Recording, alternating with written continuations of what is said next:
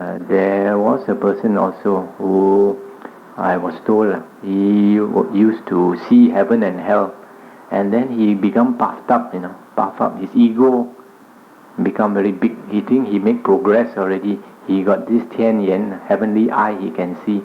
And then he see already, he likes to see more of it. He enjoys seeing it. And then he tells people, he sees this thing. And then people don't know whether it's real or not. Then after some time, he begins to not only see it in the meditation state, even when he's walking around, he sees, because he's so used to seeing his imagination that even in the normal walking state, he sees. Some people maybe they see Deva, and then they think it's real, talking to them. And then even walking around also, they are muttering to somebody. Then if you ask him why, he said, oh, he's talking to a Deva or to some spirit. And then these people have got into a very dangerous state. They should stop meditating at once. But sometimes, like a person whom I was told, and the man who, his friend asked me about this, and I told his friend to tell him to stop, but he has gone so deep into it. His friend said, when his friend tells him to stop, you know what he says? He says, who are you to tell me? You have not, your heavenly eye has not opened. You are not qualified to tell me. You see, he's gone into such a deep state that he's fooled himself that he does not know, and he doesn't want to accept any advice because he thinks he's greater than you. That is very, very sad, because he did not get proper instructions before he went into meditation. Person should know everything actually is your mind playing. Even now they are existing. It's just your mind working. It's like a dream. When you are dreaming, that time also is very real to you. But when you get up from your dream, then you know it's not real. Even now it's so real, but one day, after we pass away, then we know it's all a dream. So that is the danger. Now if a person knows this, then he will not cling to it. So this experience, you get it whether you are walking the Samatha Vipassana method or you are walking the Vipassana method. Both of these, you experience this. But if you know that this is false, you don't look at it, don't see it at all. If you start to observe it, you get pulled away, you think it's real. That's why like proper, like this Chan masters, Zen masters, they used to teach more lie, more Chan, 4 lie, 4 Chan. When the Mara comes, smash him. When the Buddha comes, also smash him, because they are both not real. If you think they are real, after the Buddha will turn into Mara. See, you look at it long and then he will turn. It's all your mind playing tricks. But usually, most of these things, if you see somebody when you're in this kind of state, whether it's a Deva or it's a Buddha or what, you look at it more clearly. Many people have experienced. You look at it, after some time you find the face is actually your face. Your face, your own face playing tricks on you. So that is what you should know. That if you see all these things, don't be attached to it. Don't let your happiness come up, But if a person has actually gone into jhana state, it is not dangerous at all. Because when a person has gone into jhana, actually, before you can get into jhana, first that nimitta, the sign of what you are observing, for example, the breath, must appear in your mind door. Then you keep watching that in your mind, watching until you get into jhana. When you get into jhana, according to the books, what happens is that the other 5 sense doors are all closed, all closed. So you only watch your mind. When you watch your mind and your other 5 sense doors closed, somebody can shout at you, beat you, everything, you will never know, because you are in jhana. That's why the Buddha said, jhana is if you can get jhana, you are cultivating great blessings, the Buddha said. Because even Mara wants to find you, he cannot find you, Mara, he wants to find you when you are in in jhana. Mara cannot find you at all. The beauty of it, that's the beauty of jhana. So actually, when you have got into jhana, it's not dangerous. It's before you get into jhana and the other two states of samadhi that is dangerous. The other thing is, if a person is cultivating heart, and then if he's walking the wrong way, he should know his pride increases. He thinks he's tired, he's very capable, he's making great progress. Then the ego increases. That means he's walking a dangerous way already. If a person is walking the proper way, he's always humble. The moment the ego increases, you should know immediately that is very dangerous. Because we walk this way actually to eliminate our ego, not to make it bigger. The ego is a great sign of walking the wrong way. But the ego is very hard to eliminate. A person, if he cultivates humility, that is a sure sign of progress. Here I can tell you a story from the Christian books I used to read. There was some Christian fathers, they used to meditate in the desert, and one of them was a very good monk, Christian monk, and he was making great progress. He was keeping his commandments, or what we call precepts, very clean, and he was meditating very hard, and he was working extremely hard in all ways. So one day he was coming back from probably he went out, maybe under a tree or under a cave to meditate, and then he was coming back to his place, to his monastery in the evening. Then he was stopped halfway by somebody, and that somebody wanted to take a stick and beat him. So he tried to defend himself. Then he asked this man, "Why are you beating me?" Then the man said, "I'm very angry with you." He said, "Why are you angry with me? And who are you?" So the man said, "I am Mara. Mara is Satan." He said, "And why I'm angry with you is I can do everything, almost everything that you can do. You meditate hard, I can meditate hard. You fast, you don't eat for a few days, I can also fast, also don't eat for a few days. You can keep your precepts, I can also keep my precepts. But there's only one thing that I cannot do, that you can do." So the monk asked him, "What is it?" He said, "You are so humble," he said. See, the Mara, the greatest thing he cannot overcome is his ego. You see, that's why Mara, here you must know who Mara is, Mara actually is the king of the sixth Deva realm, the sixth heaven in our desire realm. The highest level of the desire realm. Above us is 6 levels of heaven. We are in the desire realm, and above us is 6 levels of heaven. The highest level of heaven is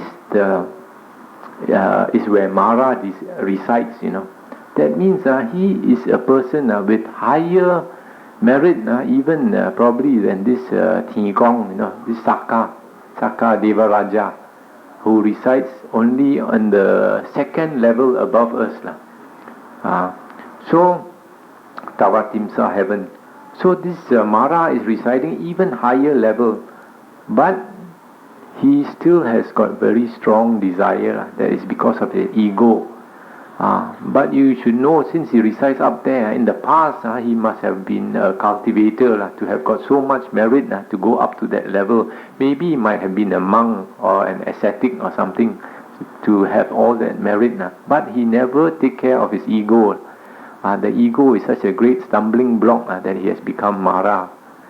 So whenever he sees somebody who's trying to be better than him, he gets jealous. When he saw the Buddha trying to cultivate to get enlightenment, he was scared that the Buddha will succeed and become greater than him. So he come down and disturb Buddha, try to stop Buddha from getting enlightenment. That is that kind of person, Mara. His ego is so great, he cannot stand anybody who is better than him. He always thinks he's number one. But one day, because of his disturbing the Buddha said he will have to pay for it, probably go down to hell after all his blessing used up.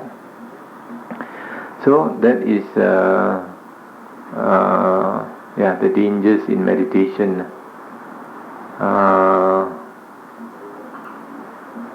I think for the moment we can stop.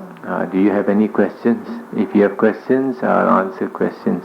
If you don't have questions, I can tell you another sutta, quite an interesting sutta, but that will take about half an hour. When you enter the jhana, are you into another plane of existence, or are you still... You are still here, and you are conscious, you are not unconscious. But when a person has gone into that state, because the other 5 sense doors close, then you don't know what goes on outside. And there is a story about one ascetic who was praised by a man. Somebody was praising this ascetic.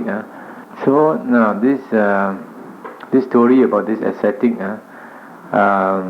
he was sitting by the roadside meditating under a tree, and then the king, this ascetic went into jhana, and then a king passed by with 500 horses, horse carts and soldiers and all that, went by.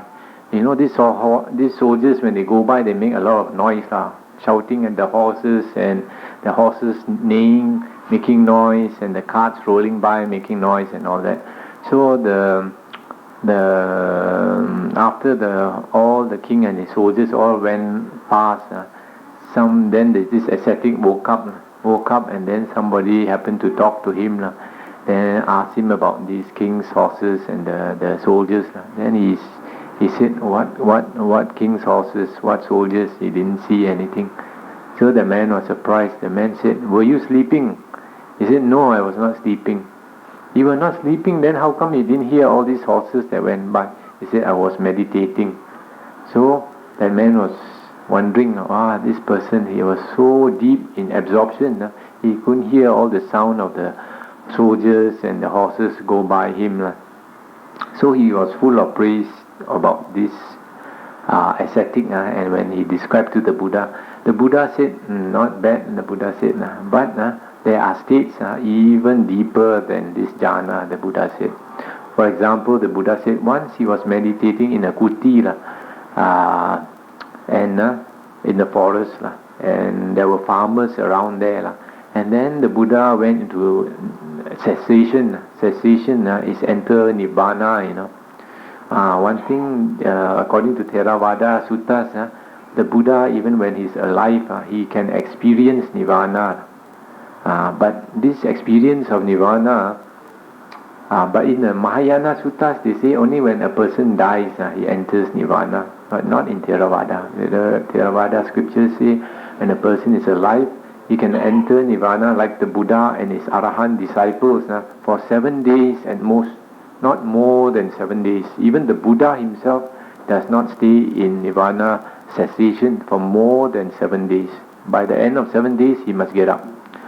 So the Buddha once was in this kuti and he entered cessation, experience of nirvana. In that state, all consciousness stops. That's the highest state. And what happened was a big storm came up, a huge thunderstorm came up, and then it rained and the lightning struck the trees and all that around there, and then the trees struck by the lightning fell down and fell on the cows and the bullocks and the bulls, and killed a few cows and bulls, and 2 brothers who were watching the cows also got killed by these falling trees and the lightning. So after the rain stopped, all the people came out to clear the trees and take away the dead bodies. So when they were doing all that, the Buddha got up from his trance, of this cessation. And then he's walking around exercising. And then he saw so many people, and he asked them what they were doing. So they said they're clearing up all these dead bodies because of the storm. Then he said, what storm? The Buddha asked them. Then they were surprised. They said, how come you don't know? There was so much lightning, thunder, and where were you? They asked him. He said he was inside that kuti. So they said, you must have been asleep. He said, no, I was not asleep. I was meditating. Then they were full of admiration. They were all awed by him. That he could be meditating and all that lightning, flashing and thunderstorm, and he didn't know about it. And that is a deeper state. Any other question?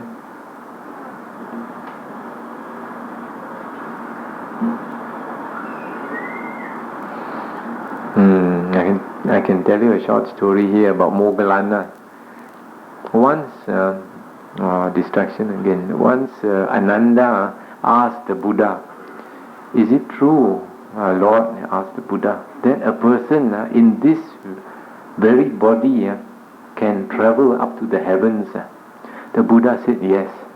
In this very body, a person who is skilled in the jhanas, he can enter the 4 jhanas in and out, very skilled.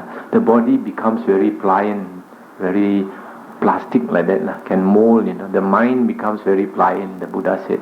Then the body becomes very light. When the body becomes very light, and he wills himself to fly, the Buddha said he can fly. This very same body can go up to the heavens, even as far as the Brahma worlds, very high heavens, the Buddha said, in this body. So this Moggallana is supposed to be number 1 in psychic power. There's a story, the Buddha used to contemplate every morning and afternoon to see which living being he can teach. And he saw that there was a Naga, a snake spirit Naga, called Nando Pananda, full of pride, But this Nando Pananda has got this Sienkin, good roots. So the Buddha said he is teachable, can be taught. So, but at the moment he's got so much pride, and he is a very powerful Naga, very great psychic power. But the Buddha want to convert him. So the Buddha called his Arahant disciples and took them flying up to the Tavatimsa heaven to pay a visit to Saka Indaraja. So when they came up to the heavens, they were purposely walking up there. So this Naga is in the lower heaven, 1 level below the Tavatimsa heaven, the 4 heavenly kings level.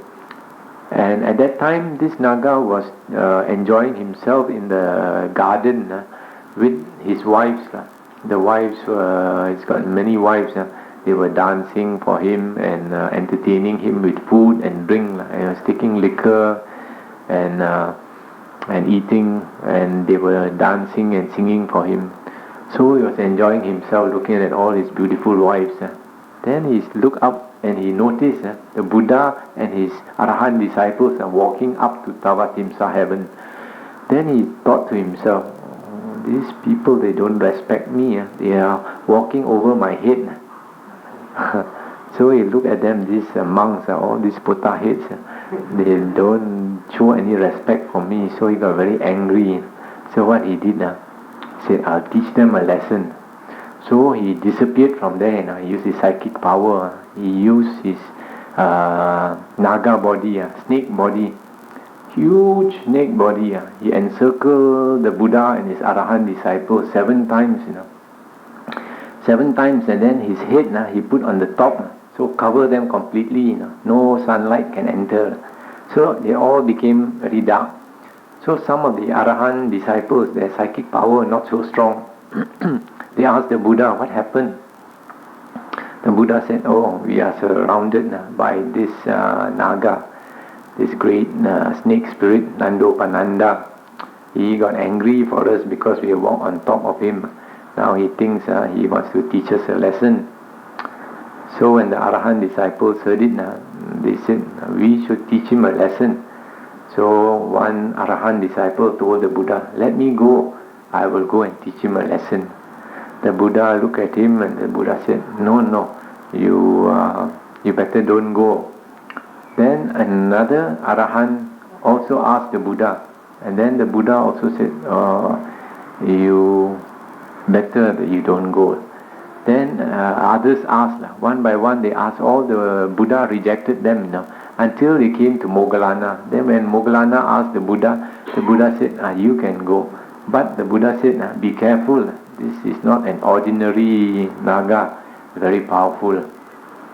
So Moggallana, he disappeared from there. He assumed the body of another Naga, bigger than this Nandopananda. And then he encircled him 14 times.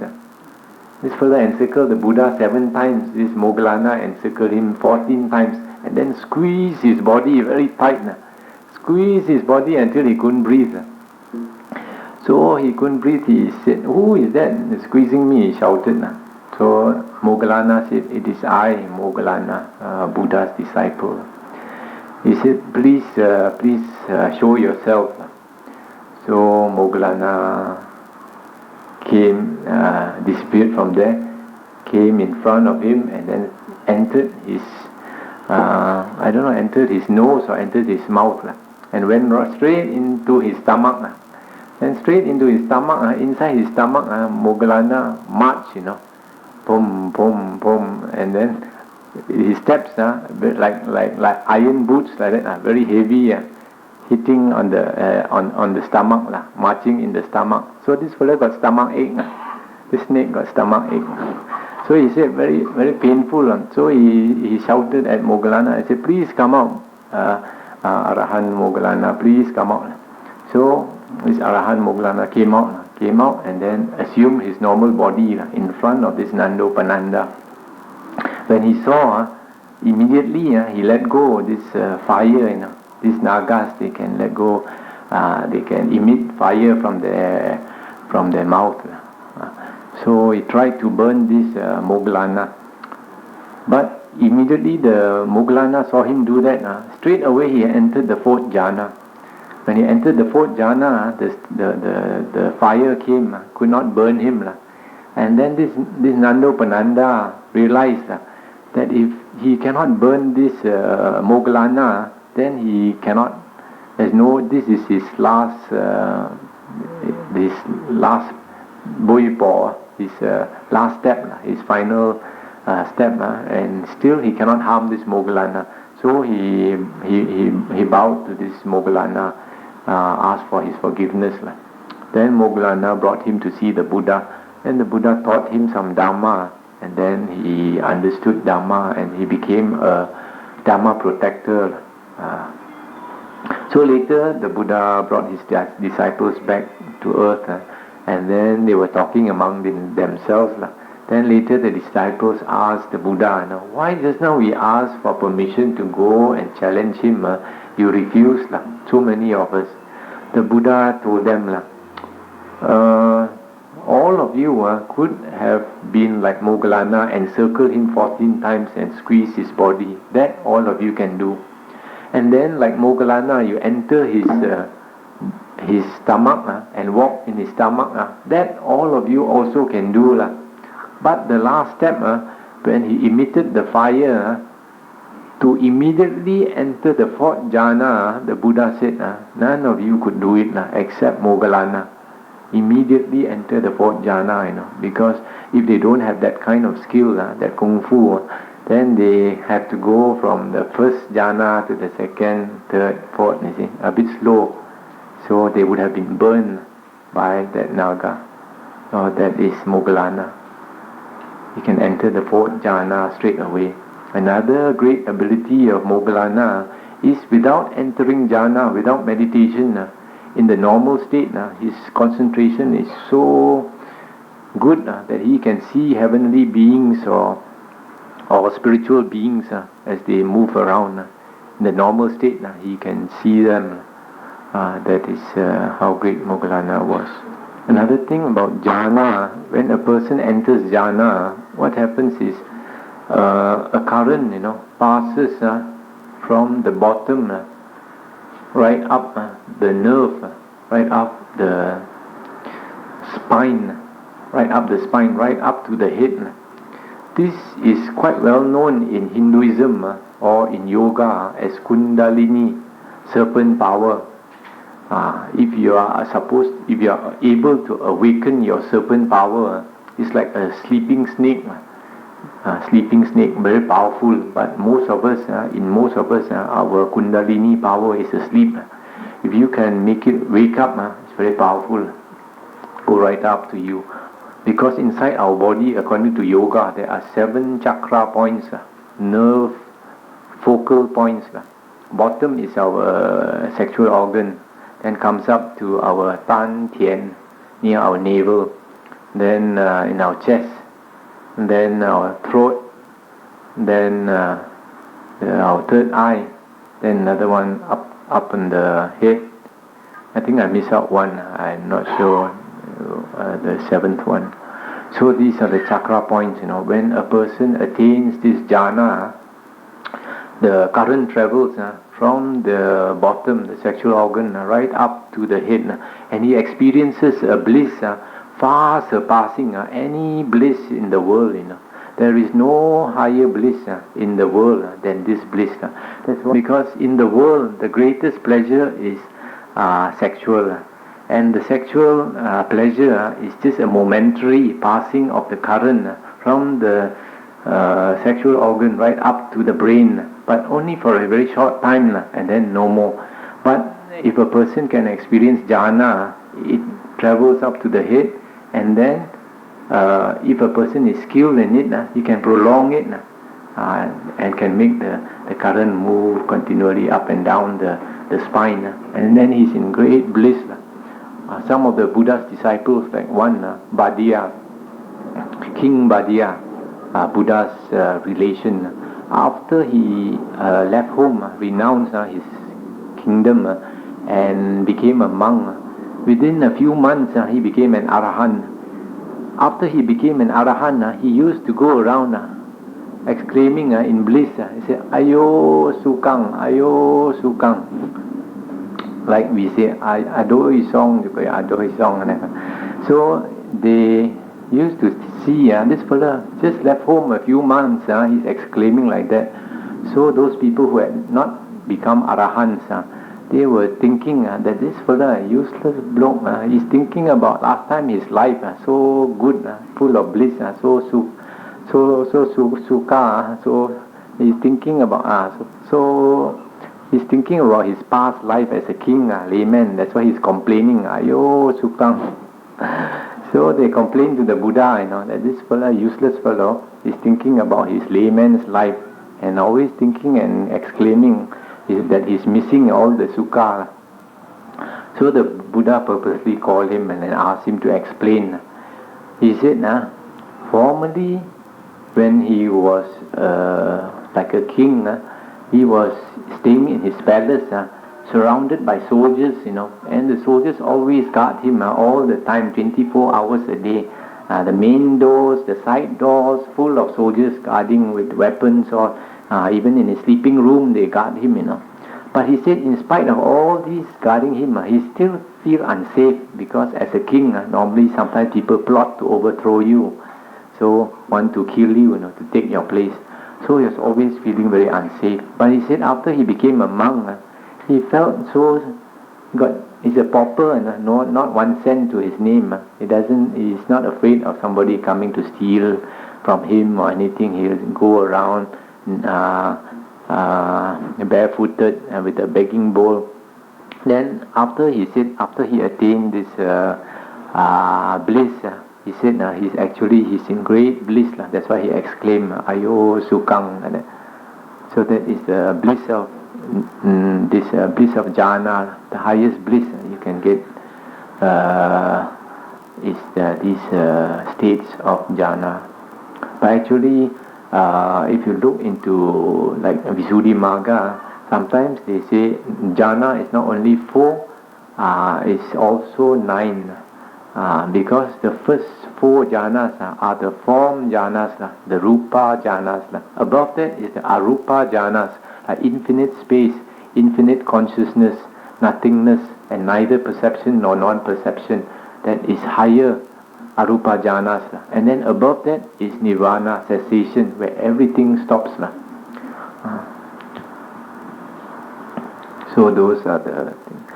Another thing you should know, for most of us, if we have not attained jhana, our mind is always running, ta wang xiang, always thinking of this, thinking of that, changing channel, and channel 3 after channel 5 after channel 8, and thinking and thinking. But when a person attains jhana, the mind becomes concentrated, and all the wang xiang, all the false thoughts are all stopped.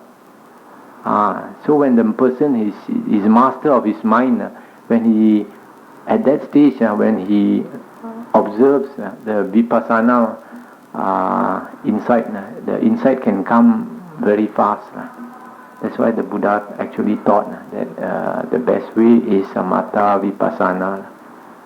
People's their psychic power and all was quite admirable. There was one young boy, by the name of Dabba the Malian. At the age of 7 years old, he was an arahant. There were several, about maybe six of these young boys, 7 years old arahants. So this Dabba the Malian, after he became an arahant, he thought he wanted to serve the monastery. So he used to ask the sometimes, their monasteries, during the Buddha's time, all the monasteries that the Buddha and his disciples used were all forest monasteries, like what you have in Thailand. Not like many of our present day temples. Now our present day temples, many of them are like tourist attractions. But in the Buddha's time, most of them were forest monasteries. Either like the Jetavana monastery was 25 acres of forest, and some were mango grove or bamboo grove, all these type of forest land. And then inside there they build kutis and they stay and they cultivate. So sometimes visiting monks from other places come all times of the day, and then they want to stay in the kutis. Then there has to be somebody who's responsible to bring these monks to those empty kutis.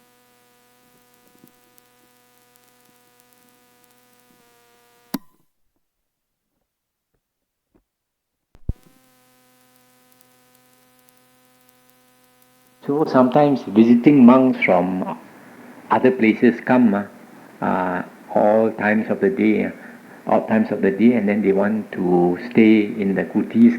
Then there has to be somebody who's responsible to bring these monks to those empty kutis. So this Dabba the Malian, this young arahant, he told the Buddha he want to do this work. Whenever any monks come, he'll bring them to the kutis. And then sometimes they come at night, they just arrive from long distance, even the middle of the night they come. And it so happened this arahant, Dabba the Malian, he was sitting in meditation. So the body, all the psychic heat, all flowing very well already. And then they come and call him, that visiting monks have come and they want to go and stay in the kutis. And that because the forest monastery is many acres, like the Jetavana monastery, 25 acres, so you have to walk quite a long distance sometimes to go to a kuti. And this young boy, he'll bring them to the kuti. And then it's all darkness, at night he brings them. So he finds they cannot see the way. So what he does, he points his finger. Just after he's meditating, he's all the psychic energy flowing very well. He points the finger, the light flow out. Light flow from his finger. It's all shine up. The whole place lighted up. So he used his finger to, like a torchlight like that, show them the way. So some of them never see before. Some of them are not arahants. They are very surprised. So they go and tell other monks. So other monks came to know. They purposely come at night, They want to see, they don't want to come the daytime, purposely come at night and just to see his finger like that, show them the way. That's a Dhammavuddho. This monk, Dhammavuddho, after when the Buddha was quite old, he passed away before the Buddha. That means he passed comparatively young age. And at the time when he was about to pass away, he came to pay his respects to the Buddha. And he told the Buddha that it was time for him to go. So the Buddha said, yes, do as you seem fit. So in front of the Buddha and his disciples, he contemplated, I think, on a fire. Then the whole body turned into fire. Like the Saigon monks that had pour kerosene. The whole body burned until all ashes. That was Dhammavuddho.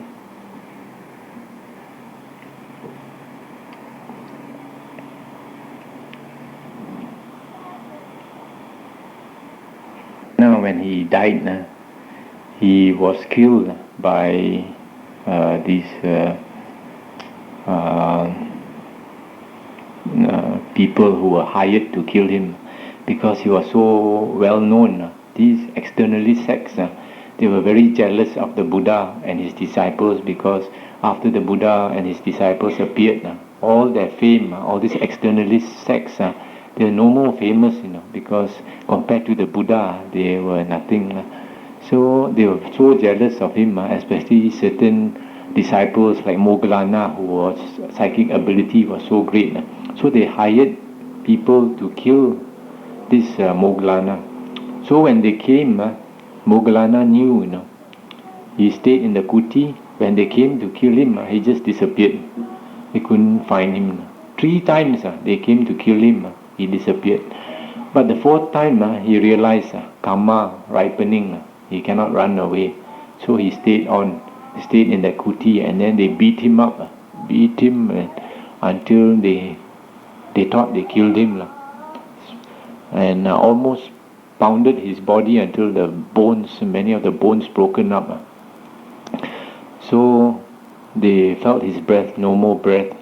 They thought he died already, so they left. Actually, he entered the 4th jhana. When a person enters the 4th jhana, the breath stops. So after they left, he woke up again. Then he flew with his body, flew to see the Buddha, and told the Buddha that his time had come, that he was going to pass away. And the Buddha, he and Sariputta were the Buddha's favorite disciples. So the Buddha told him, Moggallana, teach your Dhamma brothers a last time, lecture to them a last time. So he rose up in the air, seated in mid-air. Then he preached Dhamma to his other bhikkhu monks, talked to them Dhamma. Then after he finished, he bowed to the Buddha. Then he flew back to his that place again, and then he died and passed away. So that was Moggallana. Why he passed away like that was because in the past, in one lifetime, he was married to one woman, and that woman could not get along with Moggallana's parents. So he persuaded Moggallana to bring the parents to the forest and kill them, which he did. So for that he had to go down to hell, and after suffering a long time, that karma still not yet paid. That's why he had to be killed. You see, when our bad karma, if it is not very heavy, we do a lot of good karma, it can cover up the bad karma, But if the karma is too strong, like this killing karma, you cannot cover it up, even though you do a lot of good. Then we should know.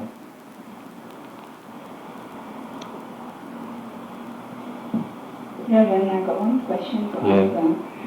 Just now, Reverend was mentioning when you do wash your breathing in and out, if there's sound for anapanasati, you don't bring your mind to it. But what if it's the thinking, because you don't bring your mind to it, but you still have the thinking? That you cannot help like noting.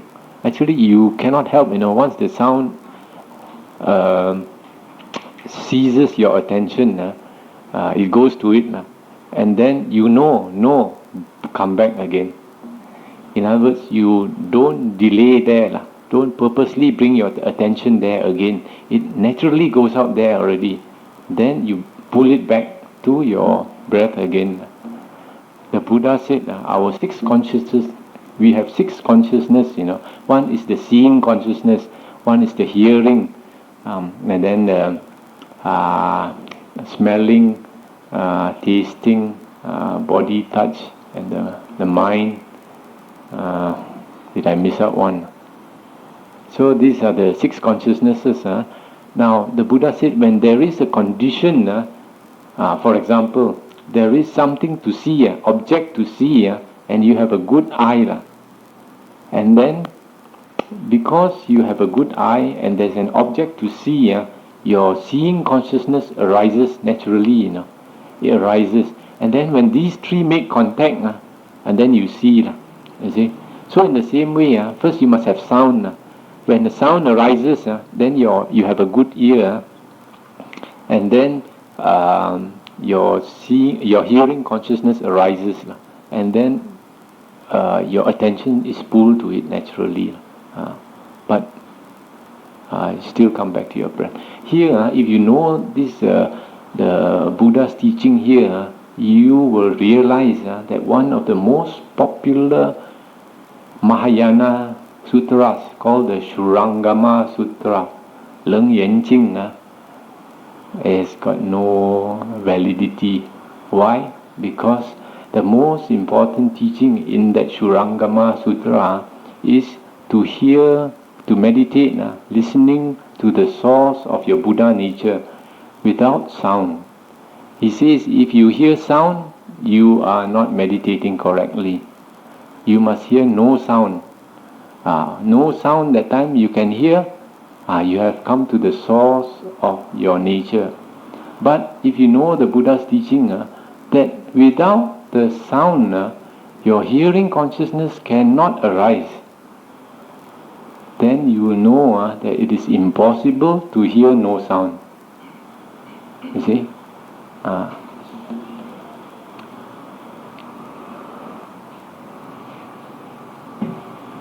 But what I meant is like sound, like sound when your mind will go to. Your mind will go to it.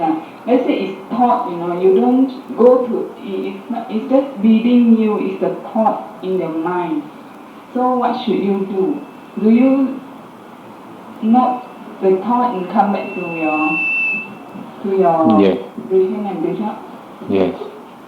Now, this breathing, I forgot to mention just now. Sometimes it is difficult to concentrate on your breathing as you go in and out.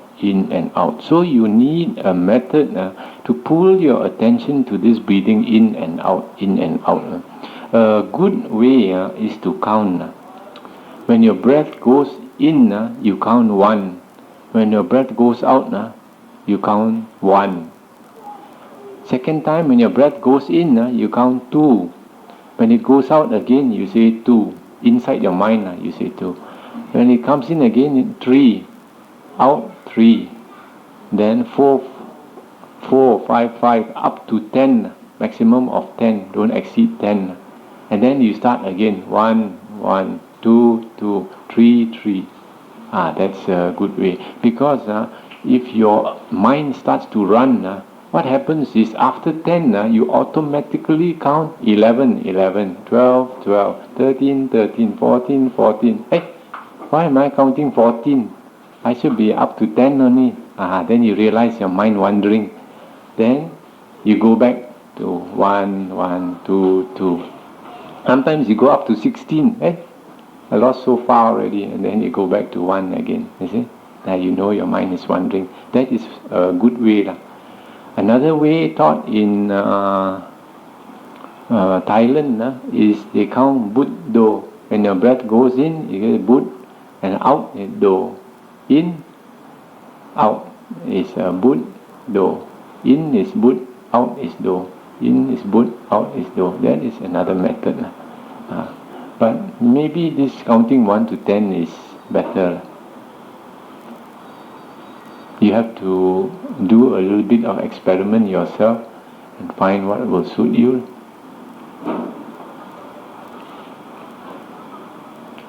If you can steady your mind by this method, you will find a lot of benefit to you.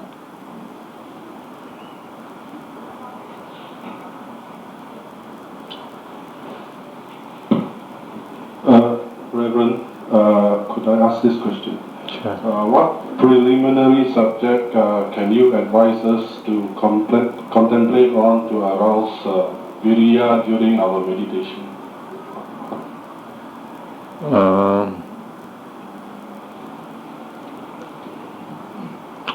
Virya, energy. Why? Because you are. Sometimes you lack the sustaining power to go on. Sometimes.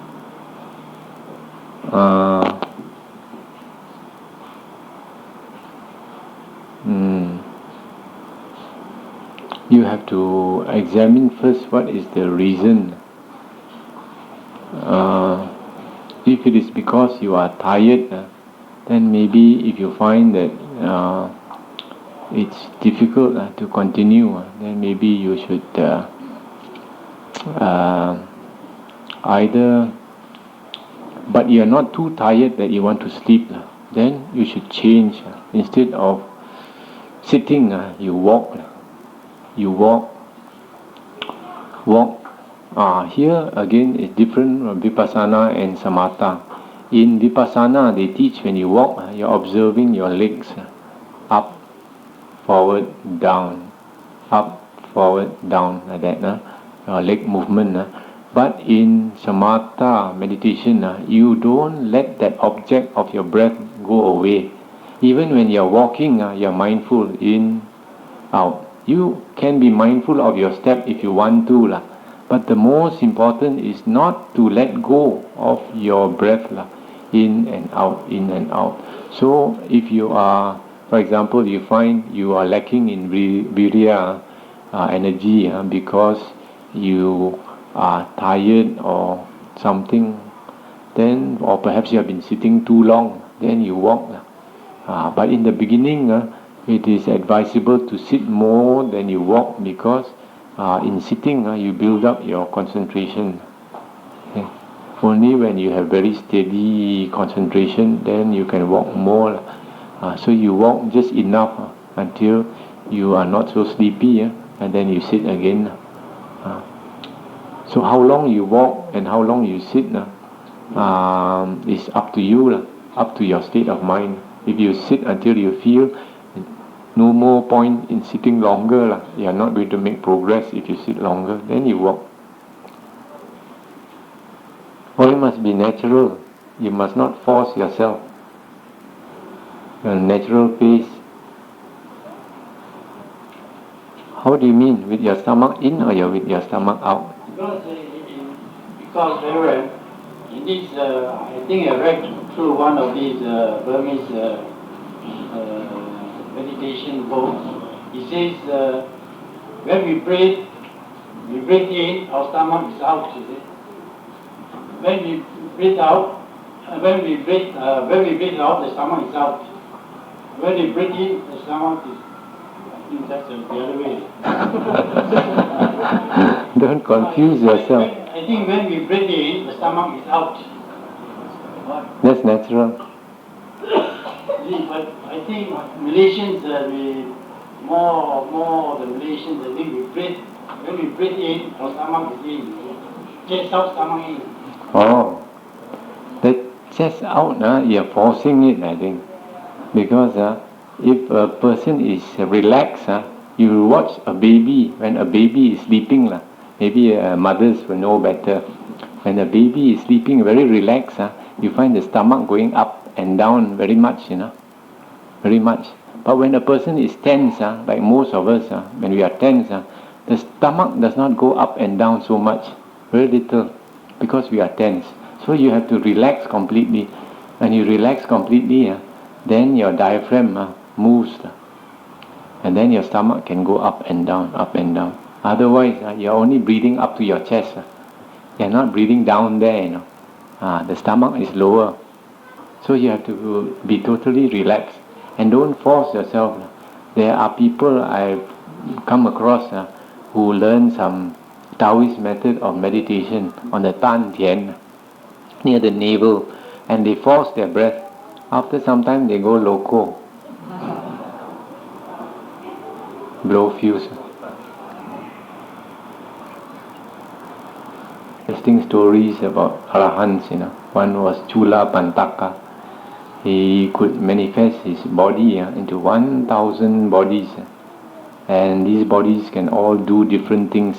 One is walking, one is eating, one is sleeping, one is brushing his teeth, all different things. If a person's psychic power is not strong enough, he might be able only to make 2 or 3 bodies appear. And these 2 or 3 bodies, when he is walking, these 2 or 3 bodies also walk. When he is sitting, these 2 or 3 bodies also sit. They cannot do different things because his psychic power is not strong enough. But this Chula Pantaka, he is number 1 in creating multiple bodies. He can create 1,000 and all of them do different things. You see, many of these Arahants are very wonderful. But the sad thing is, Mahayana Buddhism teaches us to look down on Arahants. In the Vimalakirti Sutra and in the Lotus Sutra, they look down on Arahants, They make Sariputta like a useless dungu like that. They in the Vimalakirti Sutta, what they say? They said Devi, a heavenly being, made the flowers fall, on all the bodhisattvas and on the Sariputta. And then the flowers went on their robes. And then these bodhisattvas shake off the flowers and all the flowers went away. But when Sariputta wanted to shake off the flowers couldn't drop, stick onto his clothes. So useless. Then they said when he saw a woman, he's not happy. He don't like a woman to come near. How can an Arahant have a feeling of like and dislike? He already got no I, no ego. And then this Devi, according to Vimalakirti Sutra, he make herself into Sariputta and make Sariputta into a woman. And when Sariputta wants to transform back to himself, cannot. No psychic power. Even the Devi, so low, just an ordinary heavenly being, can make fun of our Sariputta like that, you see, according to these Mahayana Sutras. But in Theravada teaching, the Buddha, he went up to heaven to teach the mother Abhidhamma, or if some people call it Abhidhamma, or some people just say Dhamma. Then after teaching the mother, he came down to earth. When he came down, he asked his disciples, where is your brother Sariputta? Then they told him at Sankasya. So the Buddha went there to be with Sariputta. Then with all the crowd of bhikkhus, the Buddha started to ask questions. And he asked certain questions, some unattained bhikkhus could answer. And then when he asked a higher question, first stage Arahants, that is first fruition, Sotapan could answer. When he asked a higher question, Sotapan cannot answer. Sakadagami, second stage, can answer. When he asks a higher question, third stage can answer, second stage cannot answer. When he asks a higher question, fourth stage Arahant can answer, third stage cannot answer. When he asks a higher question, some Arahants can answer, some cannot. And he asked higher and higher questions until nobody could answer. And then the question he asked, only Sariputta could answer, Only Sariputta could answer, and nobody else could answer. So the Buddha purposely asked all these questions, And then he declared, in all this world system, all the worlds, with all the devas and maras and brahmas and all the heavenly beings, there is not a single being whose wisdom is greater than Sariputta, except for the Buddha. The Buddha said that. You see, so powerful is Sariputta, and the Buddha always said, the Sariputta is his right hand man. The Buddha said, I am the emperor of the Dhamma. I turn the Dhamma wheel. And Sariputta is my commander-in-chief. He keeps the Dhamma wheel rolling.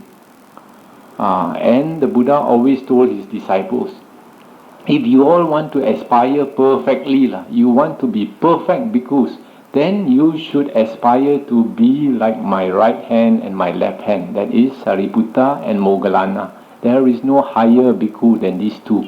The Buddha always said, always praised his Sariputta. And so to belittle arahants like that is very, very grave karma. You see, if you laugh at an arahant, if he's reciting a sutta or something, and you laugh at him, this fella no teeth, he's reciting like a monkey like that, can go down to hell. And you belittle arahant some more, it's worse karma.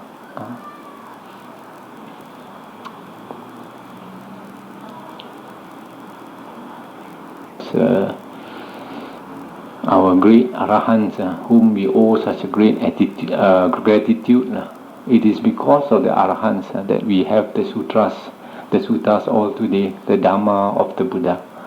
And yet we are so ungrateful to them. In Thailand, they sing praises of the arahants.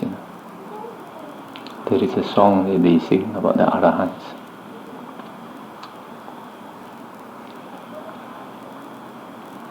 Any other question?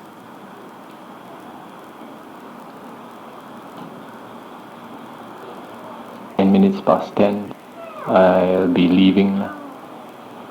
So maybe won't be seeing you all again for some time. So take care of yourselves, especially spiritually. Keep on studying the Dhamma and try to practice a little bit of meditation. That will be good for you.